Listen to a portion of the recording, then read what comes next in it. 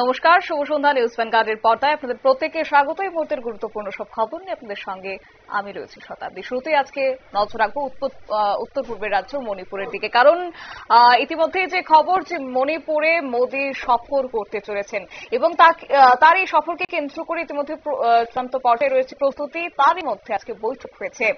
মণিপুরে সফরের আগে জরুরি বৈঠক করেছেন মণিপুরের রাজ্যপাল অজয় ভাল্লার নেতৃত্বে রাজভবনে হয়েছে বৈঠকে উপস্থিত ছিলেন আজকে মণিপুরের মুখ্যমন্ত্রী এন বীরেন সিং, সঙ্গে ছিলেন বিজেপি সভাপতি। কিন্তু কি কারণে হয়েছে বৈঠক জানবো বিস্তারিত। আমাদের সঙ্গে যুক্ত হয়েছে প্রতিনিধি শেখ মনিরুল। কি জানতে পারছো বৈঠক সম্বন্ধে? দেখো, প্রধানমন্ত্রী নরেন্দ্র মোদীর যে মণিপুর সফর, সেই মণিপুর সফরের আগে আজ জরুরি বৈঠক করেন রাজ্যপাল ভাল্লা, এবং ভাল্লার এই বৈঠকে উপস্থিত ছিলেন মণিপুরের প্রাক্তন মুখ্যমন্ত্রী এন বীরেন সিং, মণিপুরের বেশ কয়েকজন প্রভাবশালী বিধায়ক এবং মণিপুরের যিনি বিজেপি সভাপতি তিনিও এই বৈঠকে উপস্থিত ছিলেন। প্রধানমন্ত্রী সফরের আগে একটা প্রশাসনিক রুটিন বৈঠক হয়, এটা স্বাভাবিক। যেহেতু মণিপুরের এই মুহূর্তে কোনো সরকার নেই, সেখানে রাষ্ট্রপতি শাসন দ্বিতীয় পর্যায়ের এটা রাষ্ট্রপতি শাসন চলছে, সেহেতু বৈঠকটি আর মুখ্যমন্ত্রী ডাকবে না, বৈঠকটি রাজ্যপাল ডাকবে, এটাই স্বাভাবিক। এই কারণে আজকে জরুরি বৈঠক হয়েছে। হয়তো প্রধানমন্ত্রীর অনুষ্ঠান কিভাবে হবে, প্রধানমন্ত্রীর অনুষ্ঠানের মঞ্চে কারা কারা থাকবেন, প্রধানমন্ত্রীর যে সফর রয়েছে সেই সফরসূচিতে কোথায় কোথায় যাবেন, তার পক্ষে কারা কারা থাকবে, এইসব নিয়ে রাজ্যপাল হয়তো মণিপুর পুলিশের ডিজিপি এবং তিন সেন্ট্রাল ফোর্সের যারা পদাধিকারী ছিল তারা এবং সেই সঙ্গে বিজেপির প্রেসিডেন্ট এবং অন্যান্য বিধায়কদের সঙ্গে বৈঠক করেছেন, এটা স্বাভাবিক। তবে প্রধানমন্ত্রীর সফরের আগে আরো একটা প্রশ্ন উঠতে শুরু করেছে।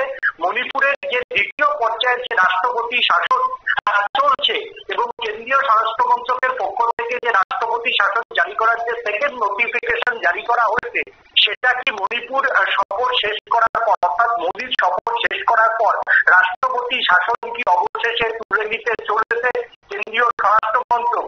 এইটাই কিন্তু সব থেকে এখন বড় বার্তা। যেহেতু মণিপুরের বিগত 6 মাস ধরে আর সেই রকম কোনো বড় ইনসিডেন্ট ঘটেনি এবং মণিপুরের স্বাভাবিক রয়েছে, এই বার্তা দিতে যখন প্রধানমন্ত্রী আসছেন এবং প্রধানমন্ত্রী বেশ কয়েকটি জনগোষ্ঠীর কর্তাদের সঙ্গে তার কথাবার্তা শুরু হচ্ছে, ডায়লগ ওপেন কেন্দ্রীয় স্বরাষ্ট্র মন্ত্রকের সঙ্গে শুরু হয়েছে। অর্থাৎ প্রধানমন্ত্রী নরেন্দ্র মোদীর সফরের পরই মণিপুরে একটি নির্বাচন কমিশনকে দিয়ে ভোট করাতে চায় কেন্দ্র, এই প্রশ্নটাই কিন্তু স্বাভাবিকভাবে উঠতে শুরু করেছে।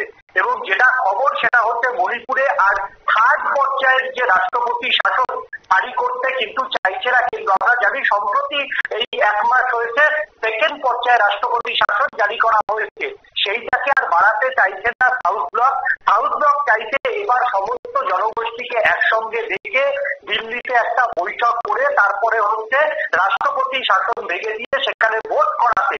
অর্থাৎ যে রাষ্ট্রপতি মণিপুরের যিনি রাজ্যপাল ভাল্লা, তাকে তার তত্ত্বাবধানে যে কমিশনকে চিঠি দেওয়া এবং মণিপুরে যাতে কমিশন ভোটের প্রস্তুতি নেয়, সেই বিষয়টাই নিয়েই এই দিকেই হয়তো এগোচ্ছে কেন্দ্রীয় সরকার এবং মণিপুরের রাজ্যপাল।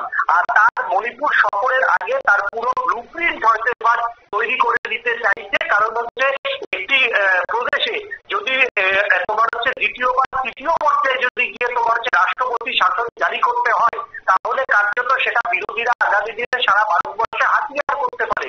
এবং বিহারের পর কিন্তু বেশ কয়েকটি রাজ্যের নির্বাচন আছে, অসমের নির্বাচন আছে, পশ্চিমবঙ্গের নির্বাচন আছে, তামিলনাড়ুর নির্বাচন আছে, তারপর কেরলের নির্বাচন আছে।